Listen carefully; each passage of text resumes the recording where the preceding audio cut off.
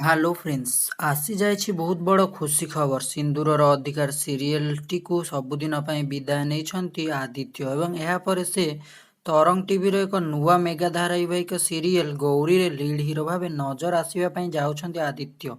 ତାହେଲେ ଫ୍ରେଣ୍ଡସ୍, ଏହା ବିଷୟରେ କ'ଣ ରହିଛି ସମ୍ପୂର୍ଣ୍ଣ ବିବରଣୀ ଜାଣିବା ପାଇଁ ହେଲେ ଭିଡ଼ିଓଟିକୁ ପୁରା ଶେଷ ପର୍ଯ୍ୟନ୍ତ ଦେଖିବା ସହିତ ଆମ ଚ୍ୟାନେଲକୁ ଯଦି ଆପଣମାନେ ସବସ୍କ୍ରାଇବ୍ କରିନାହାନ୍ତି ପ୍ଲିଜ୍ ସବସ୍କ୍ରାଇବ୍ କରି ପାଖରେ ଆସୁଥିବା ବେଲ୍ ଆଇକନ୍କୁ ଦବାଇ ଦିଅନ୍ତୁ ଆଗକୁ ଏଇଭଳି ଅଲିଉଡ୍ ଓ ସିରିଏଲ ଦୁନିଆ ବିଷୟରେ ବେଶ୍ କିଛି ଜାଣିବା ପାଇଁ। ଆପଣମାନେ ଜାଣିଥିବେ ଯେ ସିନ୍ଦୁର ଅଧିକାର ସିରିଏଲରେ ଜବରଦସ୍ତ ଏଣ୍ଟ୍ରି କରି ଖୁବ୍ କମ୍ ଦିନ ଭିତରେ ବେଶ୍ ଲୋକପ୍ରିୟ ହୋଇପାରିଥିଲେ ଆଦିତ୍ୟ।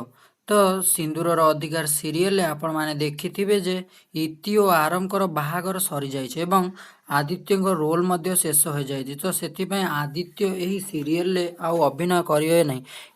ତାଙ୍କୁ ଏକ ସୁବର୍ଣ୍ଣ ସୁଯୋଗ ମିଳିଛି ଯେ ସେ ନୀଲାଖି ପାତ୍ରଙ୍କ ସହିତ ଲିଡ୍ ହିରୋ ଭାବେ ନଜର ଆସିବେ ଗୌରୀ ସିରିଏଲରେ।